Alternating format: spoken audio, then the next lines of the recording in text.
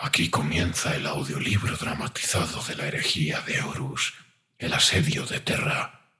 Si os gusta el contenido y queréis ayudar al autor y a la editorial, compradlo.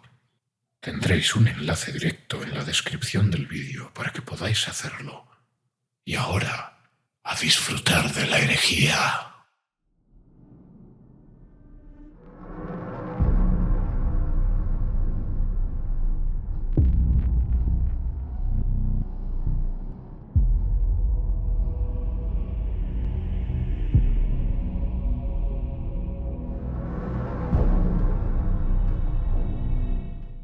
La herejía de Horus, el asedio de Terra, la guerra solar, por John French.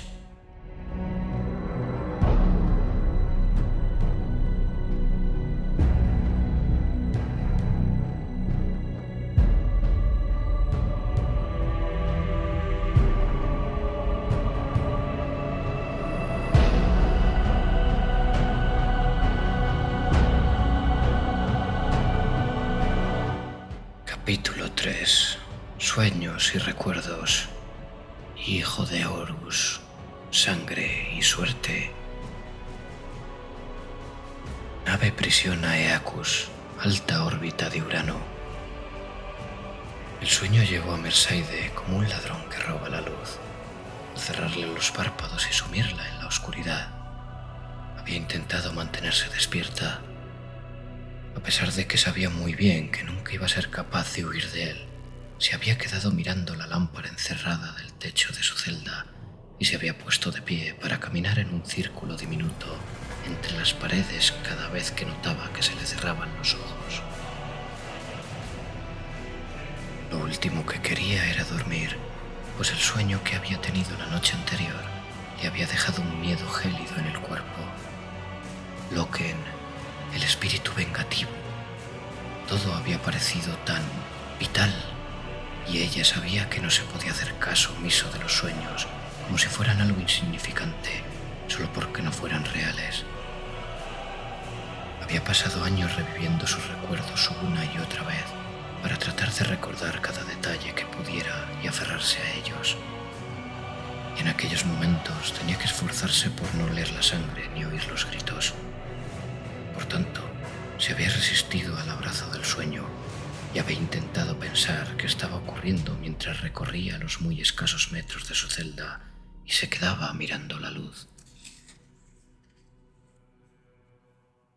Había intentado mantener la cabeza ocupada con preguntas sobre el presente, porque la habían trasladado desde la prisión alrededor de Titán hasta una nave. ¿Había sido cosa de Loken o había alguna otra razón? Meneó la cabeza al notar que estaba pensando en parar por un momento y sentarse. Pese a que la noche no existía en aquella caja metálica, debía haber pasado casi todo un día desde la última vez que había dormido. Tenía que seguir despierta. Estaba en una nave, vigilada. ¿Estaba sola o había más personas como ella? El instinto le indicaba que habría más prisioneros en aquella embarcación, aunque no tenía cómo saberlo a ciencia cierta. Si de verdad había más personas, ¿a dónde las llevaban? No tenía sentido trasladar a prisioneros que representaban una amenaza para el Imperio, a no ser que... Parpadeó con la mirada clavada en la lámpara encerrada y cabeceó. Tenía que quedarse despierta.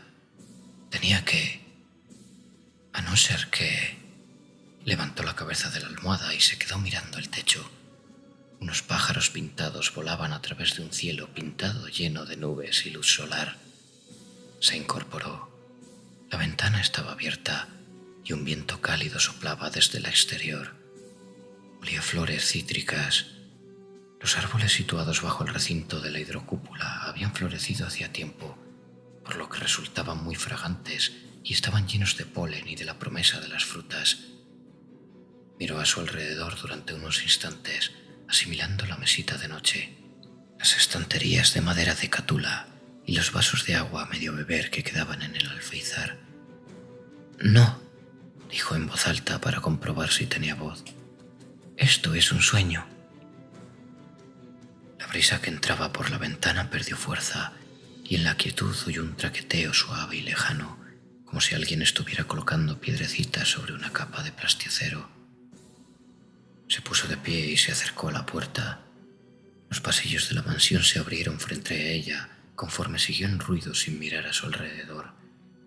Estaba segura de que cada detalle de aquel sueño iba a ser tan perfecto como su memoria. Salió por fin de una amplia espiral de escaleras hacia la galería del amanecer. Se encontraba en el punto más alto de la mansión, desde el cual se podía ver a lo largo de la cordillera Aska y atisbar las lejanas torres de las colmenas ecuatoriales de Terra. Unas ventanas altas y puntiagudas estaban abiertas ante el aire del exterior, y unas cortinas traslúcidas se mecían por un viento que llevaba consigo el olor de la lluvia al secarse bajo el primer calor de un nuevo día. Podía ver la luz del sol reflejarse en la enorme cúpula de cromo y cristal que cubría los jardines al otro lado. Contenida más allá de la cúpula, la capa superior de la polución de Terra manchaba el aire de un color malva vívido. Una mujer estaba sentada en el suelo, en el centro de la sala, de espaldas a Mersadie. «Hola», la saludó la mujer, volviendo un poco la cabeza. Una oleada de reconocimiento pasó por Mersadie, pero no logró aferrarse a ella. «Si no te molesta la pregunta, ¿dónde estamos?» «En casa», repuso Merceide, antes de detenerse para acariciar un tomo encuadernado en cuero que se encontraba sobre un estante. «En mi casa de Terra antes de que me marchara». Abrió el libro. El borde de la iluminación, de la pluma de Solomon Bosch, rezaba la página de título con una letra escrita a mano. «¿No has soñado con este lugar desde hace mucho tiempo, verdad?», preguntó la mujer del centro de la sala. «No es el lugar del que conserve muchos recuerdos felices», dijo Merceide, y cerró el libro. «¿Nunca volviste?» «No», confirmó Mersadie. «Mi casa no es un lugar al que quisiera volver nunca». «Así que seguiste tu talento, y eso te llevó hasta las estrellas, acompañada de lobos». «Así fue, sí», respondió Merceide antes de volverse hacia el centro de la sala. Si bien la otra mujer todavía le estaba dando la espalda, Mersadie vio que estaba ocupada con algo que se encontraba en la mesa baja frente a ella. «¿Quién eres?», le preguntó. «No te recuerdo, así que, ¿por qué estoy soñando contigo?». La mujer se echó a reír con una carcajada breve y clara. «¿No me reconoces?». Mersadie parpadeó y empezó a caminar hacia adelante. «¿Éufrate?». La mujer del suelo se volvió para mirarle y sonrió. «Me alegro de verte». Mersadie se detuvo. Incluso en aquel sueño, Eufrati Keller tenía un aspecto distinto al que recordaba. La sonrisa que esbozaba era triste, sus facciones estaban demacradas y tensas, y llevaba el cabello muy corto y salpicado de gris y blanco. La bella rememoradora que se había encontrado entre los lobos lunares y había presenciado su caída hacia la oscuridad junto a Mersadie había desaparecido y se había visto reemplazada por una persona más dura, una definida por el propósito. Mersadie volvió a mirar a su alrededor antes de dirigirse de nuevo a Keller. «No es un sueño, ¿verdad? Es como la otra vez, como cuando me hablaste de Loken». Pese a que aquel sueño se había producido hacía años, Mersadie era capaz de recordarlo sin ningún esfuerzo. Había sido más real que la realidad misma, un momento de conexión que había sido posible gracias a unos medios que Mersadie no podía explicar sin recurrir a palabras como milagro. «¿Estás aquí de verdad? ¿No es así? ¿En mi sueño?». Keller se quedó quieta durante un instante antes de asentir. «Tengo que contarte algo, y luego me temo que debo pedirte algo a cambio». «¿Qué?». «Primero tienes que entenderlo», dijo Keller, y volvió a mirar lo que había en el suelo frente a ella. Mersadie se movía a su alrededor hasta poder verlo, tras lo cual se detuvo y frunció el ceño. Un disco de latón se encontraba sobre la madera pulida. Era tan amplio como un plato y estaba dividido en anillos. Unos círculos de piedra y metal pulido se habían establecido en unas hendiduras de la madera, y Mersadie pudo ver más discos en la mano izquierda de Keller. «Son los signos de los planetas y las lunas de...». «Sí, de la época anterior a la vieja noche», la interrumpió Keller, y colocó más discos en su lugar, en cada uno de los anillos. «El planeta de guerra, la doncella de los sueños, el portador de alegría. Y esos de ahí al lado son las frases de los cielos, los símbolos que utilizaban los escrutadores de los Sund, el tigre ardiente, la saeta sangrienta, el enjuiciador de almas, la corona de los océanos y demás. Los conozco, dijo Mersadi. Leí las escrituras caldeanas mientras estaba en las torres del Conservatorio de Europa. Resulta extraño pensar que parte de la humanidad se aferra a tales creencias, incluso después de que nos adentráramos en el cielo, que se supone que representan, ¿no crees?, preguntó Keller con una sonrisa desprovista de humor. Son unas reliquias de una filosofía errada, pero, al igual que todas las cosas a las que la humanidad se ha aferrado durante todo este tiempo, contienen más verdad de la que la mayoría le gustaría admitir. Es algo burdo, una especie de mentira, pero nos servirá para describir lo que está sucediendo. Mersadi frunzó el ceño. Había algo en las palabras de Keller que hizo que una oleada gélida le recorriera la piel. Tras ella, las cortinas se mecieron cuando una ráfaga de viento sopló a través de las ventanas abiertas. Éufrati, ¿qué ocurre? Antes no hablabas así. Tienes que entenderlo, Mersadi. Keller alzó la mirada, con unos ojos llenos de determinación y una voz que fue como la caída de una espada de hierro. Tienes que entenderlo, o todo estará perdido. En su mano, el disco giraba. Los símbolos de piedra y metal se tornaban borrosos, conforme cada anillo del disco empezó a girar a velocidades distintas, aunque, aún así, Mersadi todavía era capaz de ver cada uno de los símbolos conforme pasaba por delante. Tal como es arriba lo es abajo, así en el cielo como en la tierra, así en el inmaterium como en lo material. Mersadi se percató de que no podía dejar de mirar los símbolos que pasaban a toda velocidad. Horus se dirige a capturar el trono de la humanidad y a derribar al emperador. Las fuerzas de la disformidad navegan a su lado. Nunca un poder semejante se ha destinado a una única meta. En lo material, en el mundo de la carne, la batalla se libra con sangre y fuego, pero al mismo tiempo que se desata esa batalla, se libra otra en el más allá. Del mismo modo que Terra está situada en el centro del cosmos, en la creencia de los astrónomos y videntes muertos, el emperador y Terra se encuentran en el centro de las fuerzas que se alinean en el Inmaterium. Los anillos de símbolos rotatorios estaban ralentizando. A su espalda, Mersadi notó una fría ráfaga de viento que casi hizo que se girara, pero entonces Keller volvió a hablar con una voz más alta que la creciente fuerza del viento. El emperador los está conteniendo mediante la fuerza de la voluntad y el arte. Los está conteniendo, y ellos no pueden quebrarlo en el reino del más allá. Así que han enviado a su adalid, Horus, a hacer con una mano sangrienta lo que ellos no pueden lograr en espíritu.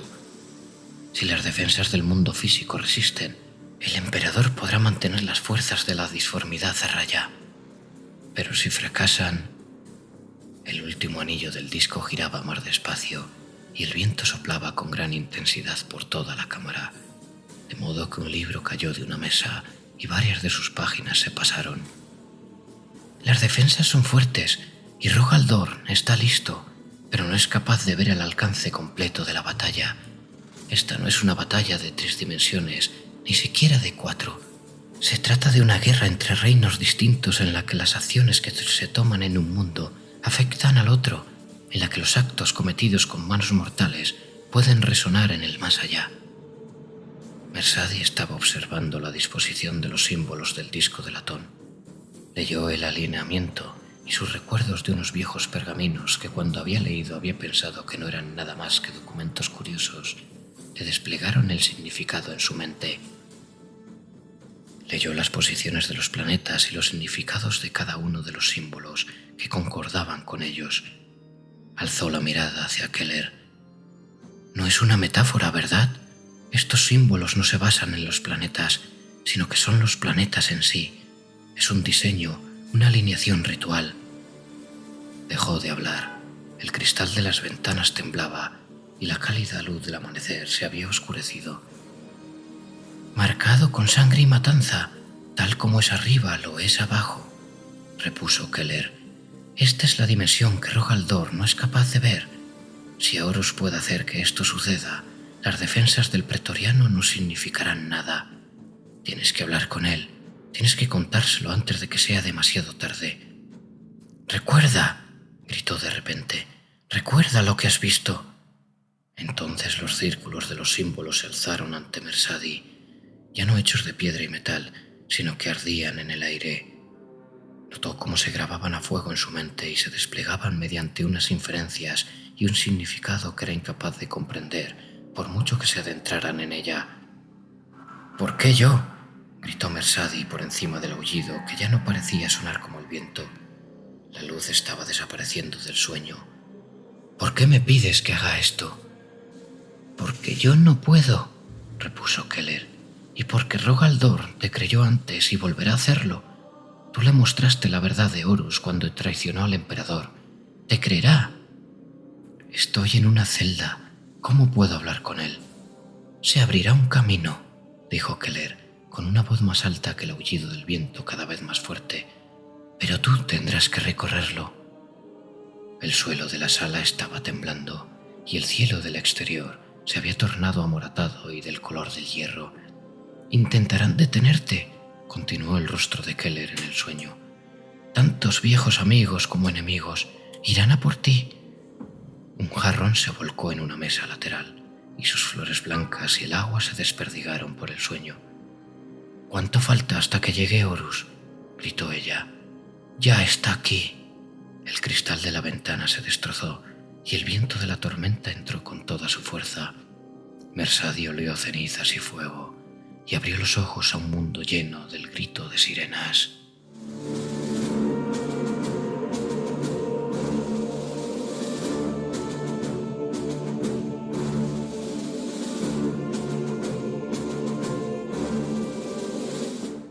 Fortaleza del Vacío 693, Golfo Transplutoniano. 3 minutos hasta el impacto. La voz resonó en la oscuridad. Saduran mantuvo los ojos cerrados y los pensamientos en calma mientras los latidos de sus corazones se aceleraban. El doble ritmo todavía le parecía una circulación extraña en su sangre. «Hay sangre en las estrellas», dijo la voz de Ikrek, y el eco resonó desde la boca de los 20 guerreros del ariete de asalto. A pesar de que Saduran gritó las palabras, su alma se mantuvo en silencio detrás de sus ojos. Oyó el tintineo de las monedas reflectantes y los talismanes de muerte cuando estos chocaron contra las armaduras y las cajas de armas. «En la oscuridad sostenemos las monedas de sus vidas», gruñó Targo en un cociano burdo. Otros rugieron respuestas deformes. Las palabras, del mismo modo que las runas del clan grabadas en su armadura y los talismanes de bandas que tintineaban contra sus placas, estaban forjadas en masa. Ninguno de aquellos guerreros había visto Zonia siquiera, por lo que muchos menos se habían ganado ninguna cicatriz en sus laberintos. Eran un grupo de personas sin raza que habían extraído de los rincones más oscuros de una decena de mundos. Noran, Vortis, Manansu, Zilor, Neogeddon y otros tantos que habían pasado al olvido antes de que alguien los llegara a conocer siquiera. Asesinos de bandas, guerreros de clanes, morralla de los cultos de asesinos.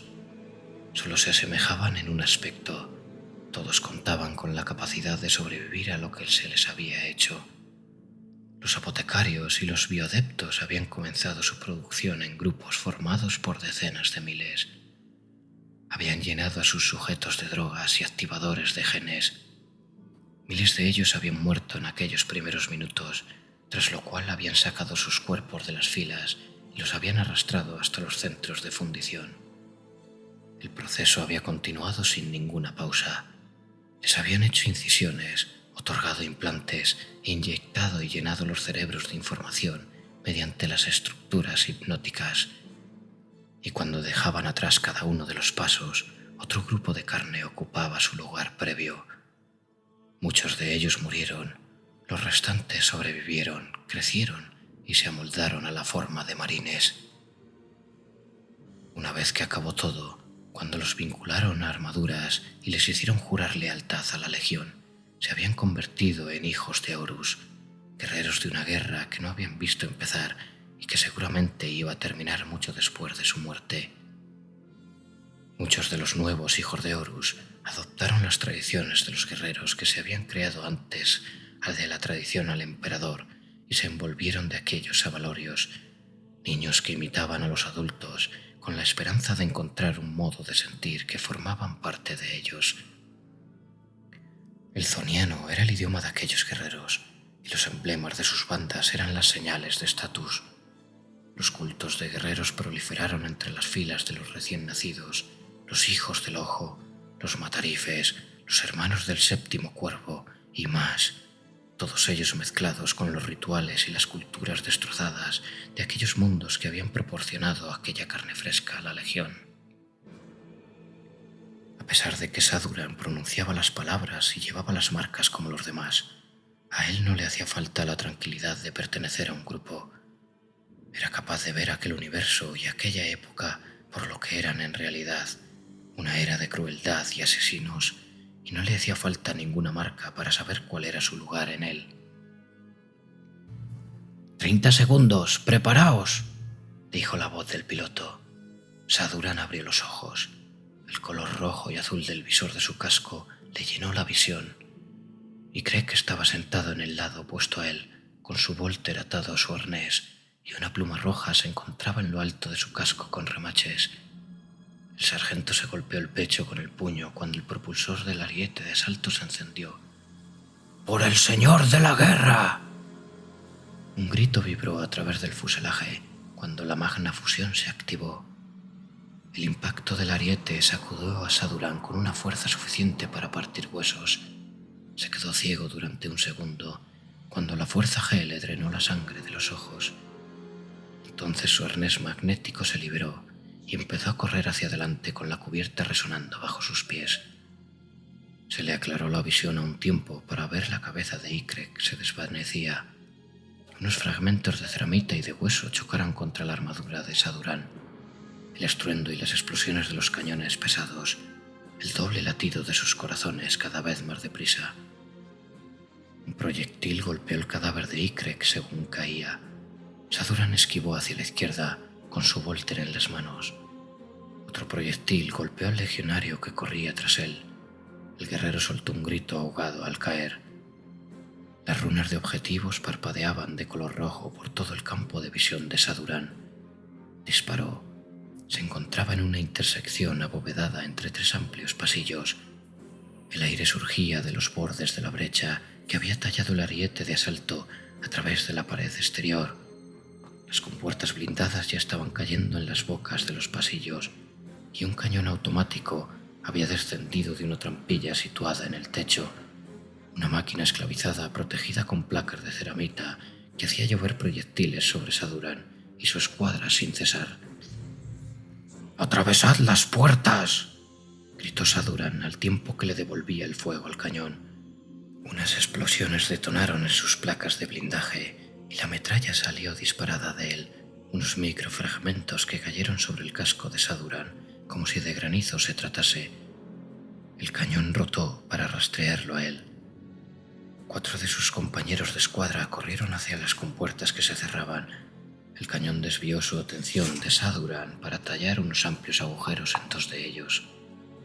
Saduran vio el brillo de una lente de objetivo cobijada junto a la punta del cañón y lanzó una descarga de 3 proyectiles hacia él.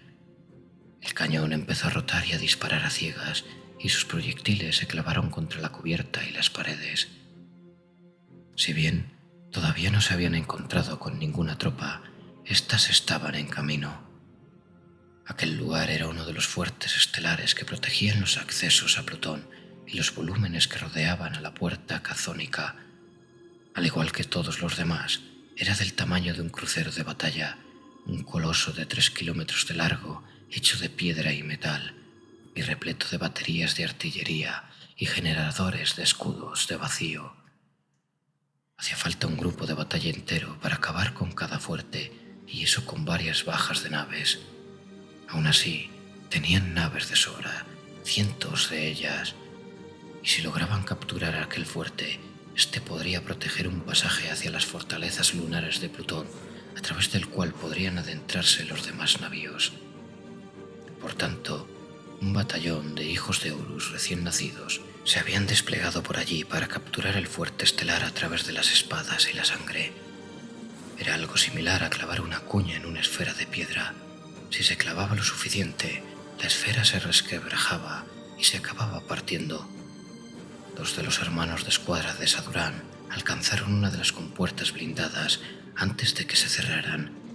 Sacaron cargas de fusión de compartimentos que llevaban a la espalda, las lanzaron al otro lado de la abertura, cada vez más pequeña, y se apartaron de un salto. Las cargas se armaron un instante antes de que la puerta que descendía se encontrara con ellas, y unas esferas de luz se materializaron en el pasillo. La sección inferior de la puerta se derrumbó en una cascada de metal derretido. Sadurán ya estaba corriendo hacia la nueva abertura. Una onda expansiva casi lo tiró al suelo, cuando un segundo ariete de asalto atravesó la piel de la fortaleza, pero él continuó su avance.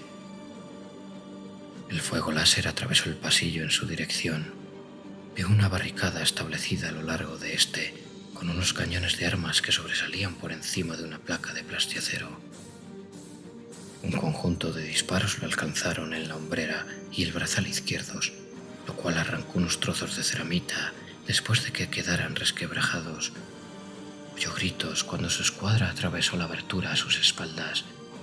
Unos proyectiles pasaron por su lado y se estrellaron contra la barricada.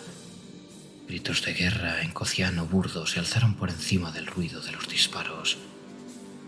No tenía sentido que se detuvieran para devolver fuego, pues aquello solo se conseguiría que lo mataran. Tenía que acercarse lo suficiente como para que el enemigo no fuera capaz de emplear sus armas de larga distancia. Lo suficiente como para hacer que la barricada no les ofreciera ninguna protección. Muchos de los otros recién nacidos lo habían denominado la doctrina del ataque de lanza, tal vez con cierta reverencia y orgullo en sus palabras. Sadurán podía ver la similitud que guardaba con dicha estrategia, pero para él no tenía nada que ver con la vieja legión ni con imitar sus tradiciones, sino que tan solo era el mejor modo de lograr la victoria. Un disparo láser atravesó el cable expuesto de su muslo izquierdo, lo cual provocó que una runa de advertencia parpadeara en su campo de visión. Notó que los servos de su pierna izquierda trastabillaban. Estaba a 10 pasos de llegar a la barricada y había más miembros de su escuadra detrás de él. Dio unas últimas grandes zancadas y saltó. Vi un soldado ataviado con un casco redondo y sellado al vacío que se echaba atrás y alzaba su arma. Los ojos detrás de la rendija del visor estaban bien abiertos. Sadurán notó que el tiempo llenaba el instante, que se convertía en algo líquido, en la promesa de lo que estaba por venir. Su mente regresó a los breves años que había pasado corriendo por los peñascos químicos del mundo que lo había visto nacer, con los aullidos de los cazadores que le pisaban los talones, el hambre en su estómago y el miedo en su pecho. Eso era lo que sus hermanos no entendían, los símbolos de bandas y las marcas de enemigos derribados, los gritos de guerra y títulos cocianos. Todo ello era una piel falsa que cubría el verdadero don que les habían concedido. Alcanzó la parte más alta de la barrera y pasó por encima hasta encontrarse en el espacio situado al otro lado. El soldado más cercano se volvió para dispararle, pero Sadurán disparó antes y notó el retroceso de su Volter en la mano. El soldado explotó en una lluvia de sangre y armadura desintegrada. Sadurán cargó por la línea de la barricada mientras seguía disparando proyectiles de su Volter.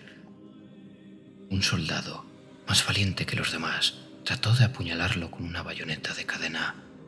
Sadurán cogió el cañón del rifle tras la cuchilla rotatoria y tiró de él hacia abajo.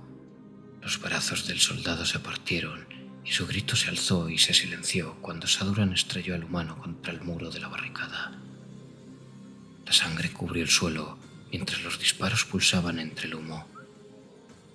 Sadurán notó el latido de sus corazones y el rugido de su sangre en los oídos, el estruendo de un trueno que se producía en su interior.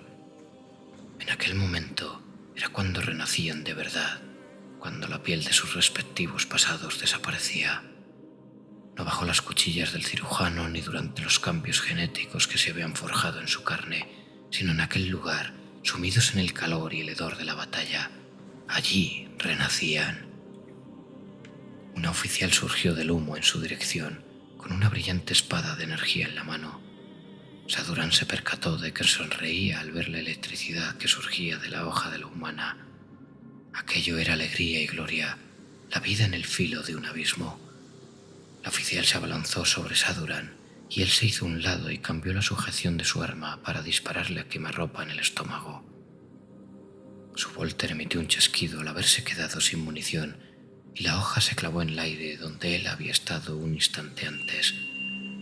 La mujer era rápida, muy rápida, y sus movimientos sorprendentemente fluidos.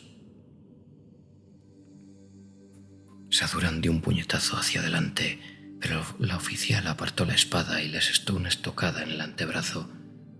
La ceramita se partió, él empezó a sangrar y el líquido se tornó humo al encontrarse con la niebla azul que rodeaba el afilado borde de la cuchilla. Saduran notó los estimulantes que se adentraban por toda su fisiología para eliminar el dolor. Echó todo su peso hacia adelante. La oficial se hizo a un lado y su espada le hizo un corte en las placas bajo el brazo. Un nuevo dolor y el hedor de la carne chamuscada llenaron su armadura. Aquella era la diferencia entre lo antiguo y lo nuevo. Pese a que llevaba casi toda la vida siendo un asesino, solo había sido un guerrero de la Legión durante unos cuantos meses. Contaba con una fuerza transhumana y con todas las habilidades que 6 meses de hipnosis de batalla le podían haber concedido. El problema era que él, al igual que el resto de sus hermanos recién nacidos, le faltaba elegancia, una habilidad afilada que se asemejara a su ferocidad y a su fuerza. Aquella humana solo era humana, y los legionarios no debían sangrar ante las heridas asestadas por mortales. Pese a que él era más rápido y fuerte, en cierto nivel seguía siendo un joven con el deseo de matar que habían plantado en algo más allá de lo humano, pero menor que un dios.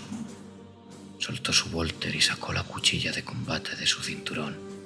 La oficial humana se estaba echando atrás y giraba su hoja para asestarle un tajo en la unión vulnerable que tenía en la parte trasera de la pierna. Saduran se estiró hacia ella, con los dedos de su mano izquierda abiertos para aferrarse a cualquier extremidad, mientras su cuchillo se alzaba en su mano derecha para clavárselo en el estómago. Por mucho que no fuera tan rápido ni elegante como ella, iba a esparcirle las entrañas por la cubierta de todos modos. No vio al guerrero vestido de amarillo que iba por él hasta que casi fue demasiado tarde. Captó un reflejo borroso en el casco redondeado y pulido del oficial y dio un salto hacia atrás. Aquel instante le salvó la vida, pues una espada sierra le hizo saltar chispas de la hombrera. Se dio media vuelta y vio el atisbo de un guerrero de armadura amarilla que llevaba un casco con forma de arado en el frente. No le dio tiempo a reaccionar de otro modo que no fuera alzar el cuchillo de combate para detener los afilados dientes de la sierra cuando ésta se dirigió hacia su estómago. Con un chirrido de metal contra metal, el cuchillo se le escapó de las manos. Unos dientes de adamantio salieron disparados cuando la cadena del arma se desató. El guerrero de amarillo no se detuvo ni un instante, sino que le dio un puñetazo en la placa frontal de Saduran, quien se tambaleó, chocó contra el muro de la barricada tras él y aprovechó el impulso del rebote para abalanzarse hacia adelante y golpear al guerrero de amarillo con el hombro. Solo que su enemigo no era ningún recién nacido. Estaba combatiendo contra un veterano hijo de Dorn, experto tanto en la guerra como en formas de acabar con quienes habían sido sus hermanos. El guerrero dio un paso atrás como un relámpago, alzó una pistola y abrió fuego. Saduran cayó hacia atrás y el dolor explotó a través de él. Un segundo proyectil detonó en el cráter que le había abierto el primero, lo cual provocó una lluvia de sangre, hueso negro y fragmentos de armadura. Cayó, jadeando mientras el dolor le llenaba los nervios y la sangre le impedía respirar. El guerrero de amarillo había cambiado de objetivo para lanzar proyectiles hacia los hermanos de Saduran según estos se acercaban a la barricada. La oficial humana estaba avanzando hacia él, con su espada todavía preparada. Un grupo de soldados desaliñados se encontraban tras ellas y disparaba, solo que ninguno de ellos miraba a Saduran, pues había muerto y se había reducido a una bolsa de carne con forma de legionario que la marea de la guerra había hecho a un lado. Su mundo era una niebla teñida de rojo. La oficial se acercó a él, puso un pie sobre su pecho en ruinas y colocó la punta de su espada en su garganta. Sadurán respiró un aliento ensangrentado cuando ella se tensó para clavarle la punta de la espada bajo la barbilla. Él movió la mano a toda velocidad. La mujer trató de apuñalarlo, pero Sadurán ya le había rodeado el antebrazo con la mano. La sujetaba y le partía los huesos, tras lo cual la derribó. El recién nacido hizo girar la hoja en la mano de la mujer, le rompió los dedos como si fueran unas ramitas y se la clavó en el cuello. Se puso de pie y rugió cuando el dolor intentó derribarlo de nuevo. La sangre y los fragmentos de su armadura rota se desprendieron de él. El puño imperial se dio la vuelta, aunque fue demasiado lento, demasiado tarde. Sadurán clavó la espada de energía de la oficial humana en el estómago del legionario. Oyó gritos y el alarido del estruendo de una carga de fusión que abría un boquete en la barricada, pero su mundo era rojo y olía a hierro, y el sonido de los corazones que latían en su pecho amortiguaron todo lo demás.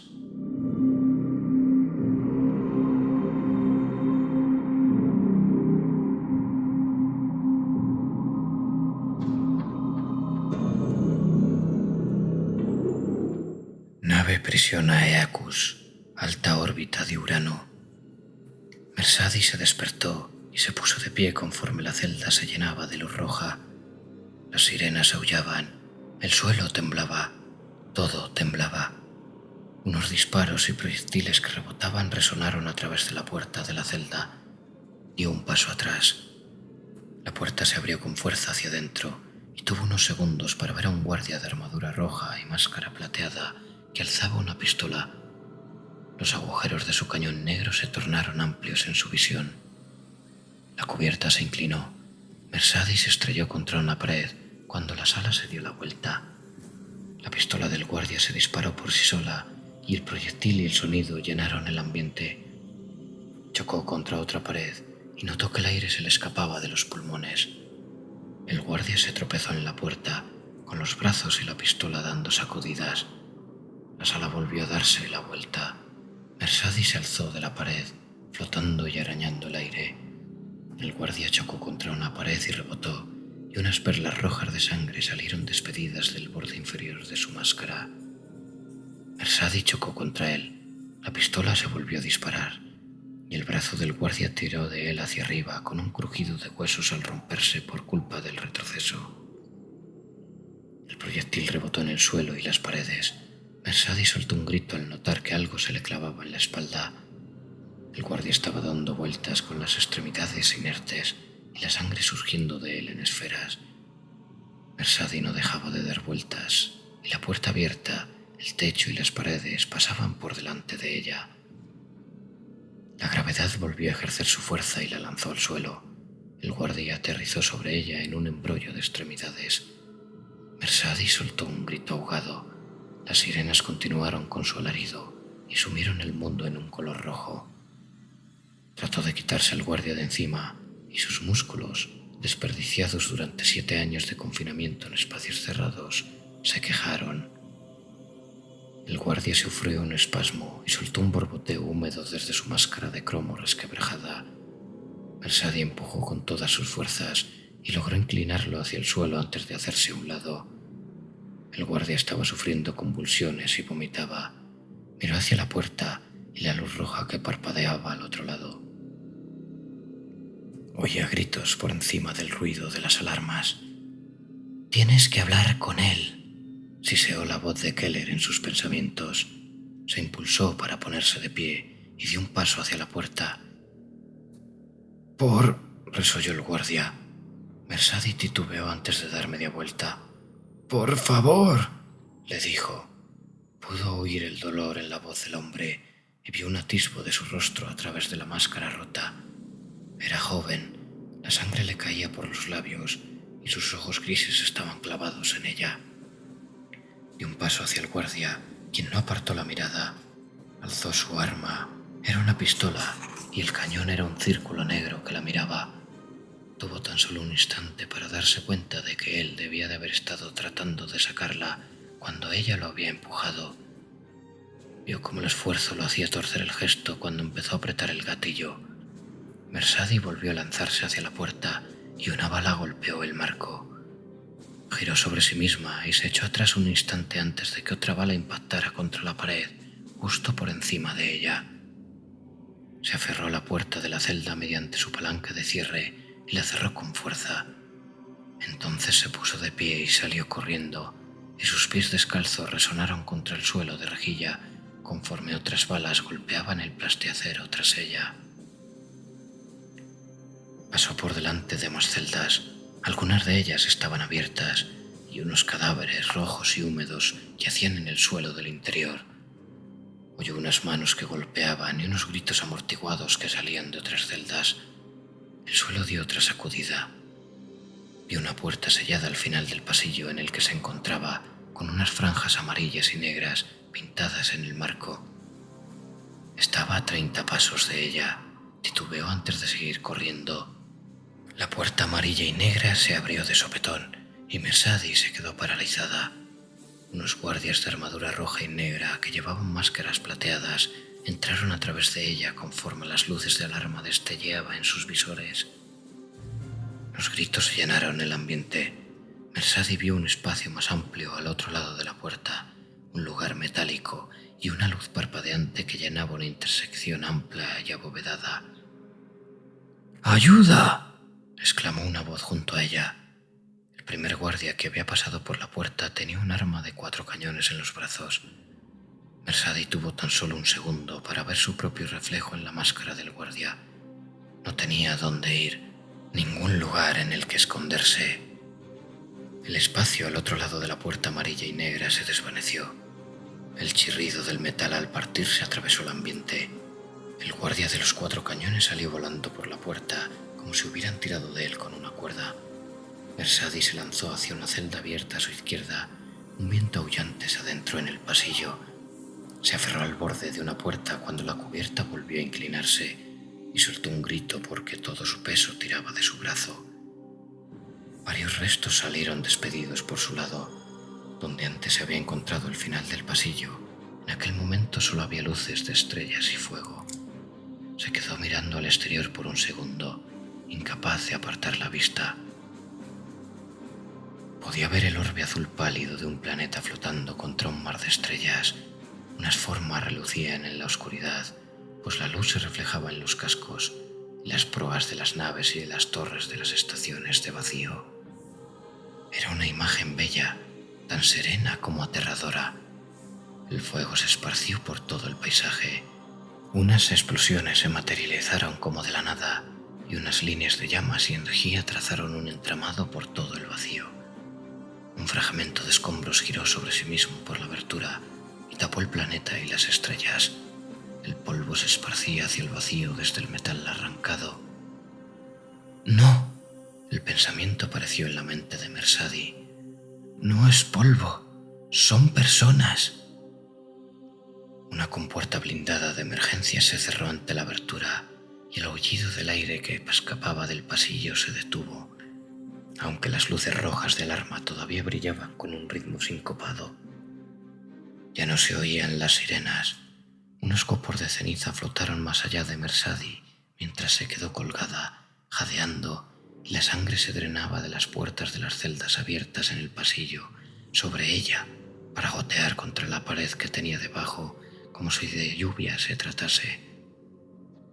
Mercedes oyó de repente sus propias respiraciones jadeantes.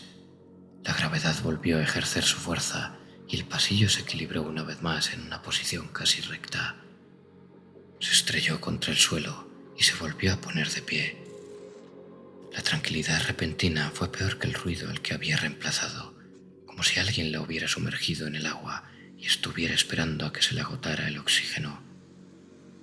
¡Ayuda!, repitió aquel mismo grito, más alto que antes al resonar contra las superficies metálicas. Miró a su alrededor. ¡Aquí! ¡Por aquí! Entonces lo vio, un ojo apoyado contra una mirilla abierta en una puerta de celda sellada. «¡Sácame de aquí!», gritó la voz. Apartó la mirada hacia el otro extremo del pasillo cerrado. La cabeza le daba vueltas. «Mira, tienes que sacarme de aquí», continuó la voz, llena de pánico. «La nave se está destrozando. El poco oxígeno que nos quede no va a durar mucho». Mersadi volvió a mirar hacia la puerta de la celda, la cual era una placa metálica de bordes oxidados. El control de cierre junto a ella era un conjunto de rendijas delineadas por engranajes. «Busca a uno de los guardias», le pidió la voz, como si le hubiera leído el pensamiento. «En algún lado habrá un cadáver de alguno de estos cabrones. Llevaban medallones llaves colgados del cuello». Mersadi no se movió. «¿Quién eres?», preguntó ella, con la mirada clavada en el ojo que la miraba desde la mirada. «¿Que quién soy?», repuso la voz. «Soy como tú, alguien que ha pasado mucho tiempo encerrado y que no tiene ganas de morir». Mersadi le sostuvo la mirada. Estuviera donde estuviese en aquel momento, la fortaleza sin nombre que había sido su prisión también había encerrado a personas que por una razón u otra resultaba peligroso liberar. Un temblor recorrió la cubierta entera y el metal empezó a crujir. Mersadi alzó la cabeza conforme el sonido pasaba por el pasillo de un lado a otro. «La nave no va a durar mucho», gritó la voz. «Esa explosión descompresiva quiere decir que ya ha recibido un buen impacto o que se ha partido en dos. Lo que queda de ella se va a ir rompiendo». Mersadi se alejó un paso de la puerta de la celda. «Puedo hacer que los dos salgamos de aquí». «¿Cómo?» «Sé de naves. Este es un transporte de clase Promitor. Nos encontramos en un subnivel 2 cubiertas por debajo de una plataforma hangar. Puedo llevarnos hasta allí». Otro temblor crujió el pasillo. «¿Quieres salir de esta con vida o no?» Mersadi se quedó quieta durante un segundo y entonces avanzó por el pasillo inclinado mientras miraba hacia las celdas abiertas. «Venga, date prisa», gritó la voz de sus espaldas. Había cadáveres y trozos de cadáveres en cada celda, extremidades y cuerpos apilados en los bordes inferiores del suelo ladeado. Encontró el cadáver de un guardia atascado en la puerta de una celda. La pesada compuerta se había cerrado como una boca cuando la gravedad había inclinado el lugar y el guardia había quedado aplastado contra el marco de la puerta. Abrió la puerta de un empujón y empezó a tantear el cuello del cadáver en busca del medallón de cierre. Un hedor a carne cruda se alzaba en el poco aire que quedaba. Mersadi saboreó la bilis en su boca llena de saliva y trató de contener las arcadas que amenazaban con hacerla vomitar. Las cicatrices de unos disparos de cañón a bocajarro marcaban las paredes de la celda y el cadáver de otro prisionero yacía despatarrado cerca de ellas. Se detuvo mientras los hechos se acumulaban en forma de conclusiones en su mente. Los guardias se habían pasado por las celdas una a una para ejecutar a los prisioneros una vez que la nave había recibido el impacto. Se habían estado asegurando de que nadie saliera de allí, de que nadie cayera en manos del enemigo. «¿Cuánto falta hasta que llegue Horus?» «Ya está aquí». «¡Corre, corre!», dijo la voz del pasillo. Las paredes crujían y una cañería estalló bajo la rejilla del suelo, lo cual soltó vapor por todo el pasillo. Encontró el medallón con la mano, atado en una cadena de plastiacero. Lo arrancó y corrió de vuelta a la celda cerrada. El medallón estaba resbaladizo por la sangre y sus bordes tenían dientes de engranaje. «Venga, venga». Colocó el medallón en la cerradura y ésta giró. La puerta se abrió con un chasquido de tornillos y pistones. «Sí, sí, sí». Una silueta salió de la puerta en cuanto ésta se abrió. Era alto, muy alto, y delgado como un palo, con una piel blanca y grisácea estirada sobre sus huesos y un mono que colgaba holgado como un saco sobre su cuerpo. Mersadi lo miró a la cara y se quedó de piedra. Un anillo metálico le rodeaba el cráneo, clavado en él, y sostenía un grueso disco de hierro sobre su frente. «Eres un navegador», susurró. «Buena observación», dijo él, y miró a su alrededor cuando un nuevo temblor hizo que la cubierta se sacudiese. El navegador soltó una maldición y empezó a correr a grandes zancadas. Mersadie lo siguió. El pasillo se inclinó y se retorció, lo cual los lanzó contra una pared cuando llegaron a una compuerta sellada que les bloqueaba el paso. «Los sistemas de gravedad están fallando», le explicó el navegador.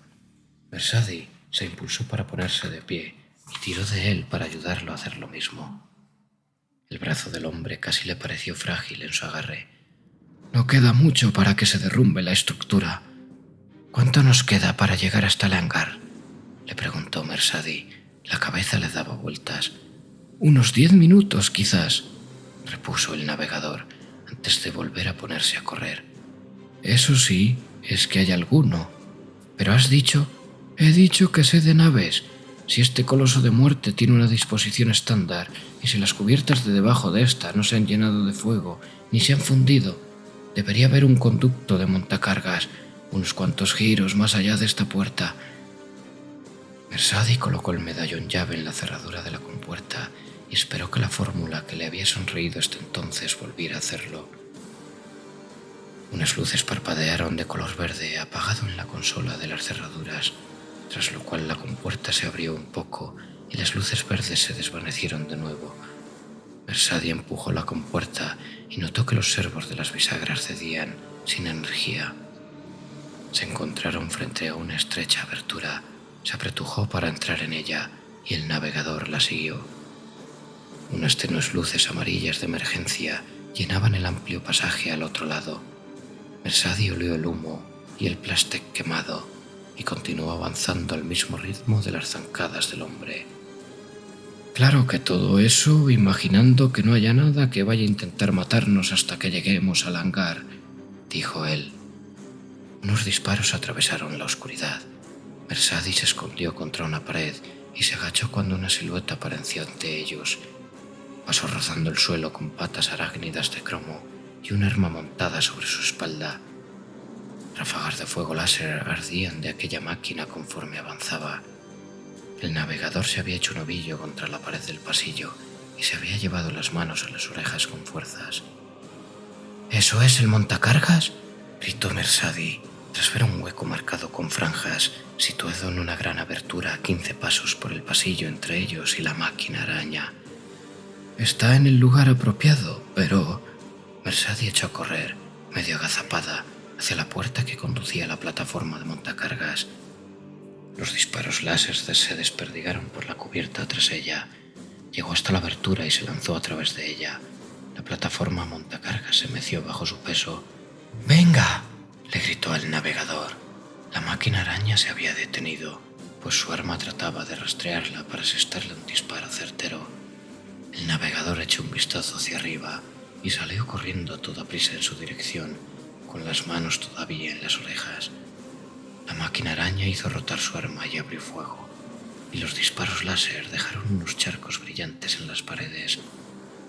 Mersadie metió el medallón llave en los controles de la puerta del montacargas con la esperanza de que todavía tuvieran suficiente energía como para funcionar. El suelo bajo sus pies dio una sacudida y empezó a deslizarse hacia abajo. El navegador soltó un grito, se incorporó y corrió con todas sus fuerzas hacia la abertura. El láser crepitaba tras él, conforme la máquina araña lo perseguía con sus muchas patas, sin dejar de disparar. El hombre cayó hacia la plataforma descendiente junto a ella y soltó un grito de dolor al aterrizar. La máquina araña llegó al borde de la abertura, justo cuando el techo del montacargas descendió. Su arma rotó hacia abajo para disparar un instante antes de que el borde del techo la aplastara contra el suelo, y algo en su cuerpo estalló. Trozos de metal y goma llovieron sobre Mersadie. «La suerte que traes parece seguir funcionando», se rió el navegador. «Si la lanzadera está ahí, ¿podrás pilotarla?», le preguntó Mersadie entre jadeos. «Sí», repuso él, «sin problema». Mersadie tosió y jadeó conforme la plataforma montacargas descendía a través de la oscuridad. Cada cierto tiempo notaba que el conducto se sacudía y el metal de la nave crujía al estirarse. La lanzadera sí que estaba allí cuando llegaron al fondo del conducto. 3 lanzaderas, de hecho, de color rojo y negro, con las alas dispuestas hacia adelante y en silencio las estructuras de soporte sobre la cubierta del hangar. Todo lo demás era una carnicería. Servidores destrozados yacían en el suelo, aplastados por unas máquinas que habían dado tumbos por el espacio y que en aquel momento estaban amontonadas en pilas maltrechas. El hedor del combustible ocultaba el de la sangre, y los pies de Mersadi hacían salpicar charcos de Prometheum mientras transcorrían hacia las naves que quedaban. «¡No!», siseó el navegador tras echar un vistazo a la primera lanzadera antes de continuar. «¡No!». Llegó a la última, soltó un resoplido, pulsó una runa en la estructura y se impulsó hacia la rampa de la máquina. Mersadi lo siguió. El hombre ya se estaba atando al asiento del piloto mientras musitaba algo y pulsaba controles. «Voy a necesitar tu ayuda», dijo él, desplazando la mirada por toda la consola mientras Mersadi se ataba el segundo asiento. «¿Qué necesitas que haga?». «Pon la mano en los controles y manténla estable», explicó conforme movía los dedos sobre los botones y los diales como si estuviera tocando un clavicornio. La lanzadera dio una sacudida y empezó a zumbar. El ruido del motor aumentó de volumen. «No sé hasta dónde nos llevará esto», dijo, «pero hasta ahora parece que la suerte nos acompaña». «Vale, ahora manténla firme». Mersadi no respondió. El cansancio había empezado a caer sobre ella como el golpe de un martillo. La cabeza le latía por el dolor. «Nilus», dijo el navegador. Ella alzó la cabeza. «Me llamo Nilus», repitió con una sonrisa. «Nilus, de la casa Yesar».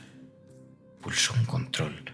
Las compuertas blindadas que daban al vacío del exterior se sacudieron y temblaron conforme unos sistemas, casi sin energía, trataban de obedecer. Se abrió una rendija que se amplió un poco y se detuvo. El oxígeno del hangar quedó drenado y meció la lanzadera en su estructura. «Mersadi», se presentó ella, con la mirada clavada en las puertas. «Soy Mersadi Oliton». Nilus sonrió de nuevo. «Bueno, Mersadi Oliton, no estoy seguro de que este trasto quepa por esa rendija, así que puede que haya empezado con las presentaciones demasiado pronto». Cuando los motores de la lanzadera rugieron al encenderse a más potencia, el combustible que empapaba la cubierta del hangar se prendió fuego con los últimos rastros de oxígeno que quedaban. Unas llamas salieron despedidas más allá de la lanzadera, a través de las compuertas abiertas. Mersadi vio que estaba sujetando los controles con mucha fuerza. La estructura de atraque soltó la lanzadera y ésta avanzó hacia adelante, a través del hueco, y casi se quedó enganchada en las compuertas. Tras ellos, la dañada popa de la nave, que había sido su prisión, dio vueltas a través de una nube de sus propios restos. La fuerza G le atravesó el cuerpo, le drenó la sangre de los ojos y le obligó a soltar el aliento de sus pulmones con un grito ahogado. Vio un breve atismo de estrellas borrosas y destellos de fuego blanco. Nilus se había quedado quieto, con sus manos de largos dedos aferradas a los controles. «Por la sangre de los ancestros», suspiró él. Entonces el mundo se tornó negro y Mersadi notó cómo el vacío ardiente se estiraba para saludarlos.